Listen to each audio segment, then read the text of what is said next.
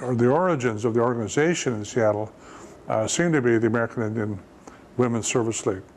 All of those women who worked on that then had these, they established the basis or the foundation, so to speak, and then from that, many other programs developed. And so Pearl Warren was always one of the local heroes along with other women.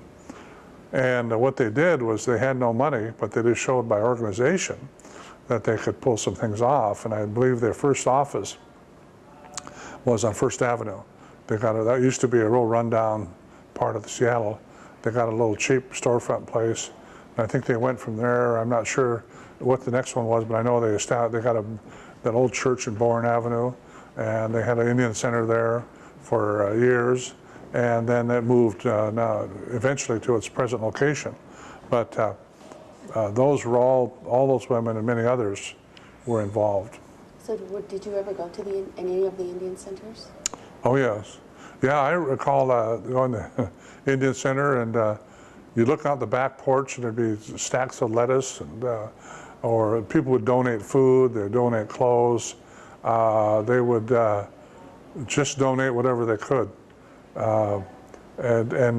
You'd have people there getting help. They also, now that I think of it, had another office on 2nd Avenue. And I remember going to that office too. And they started writing proposals, getting money in for various projects. And so I went to that office also. So there were several offices I can recall visiting. And they always were involved in real grassroots issues, like trying to get people's electricity on, getting them food, getting them a place to stay, all of those kind of issues.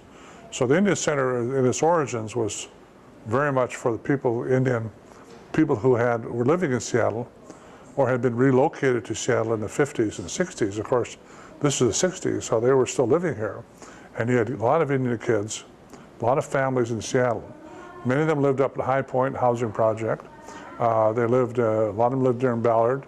They lived in different places, but many of them did not have services. So that's what they tried to do, is provide services for those families.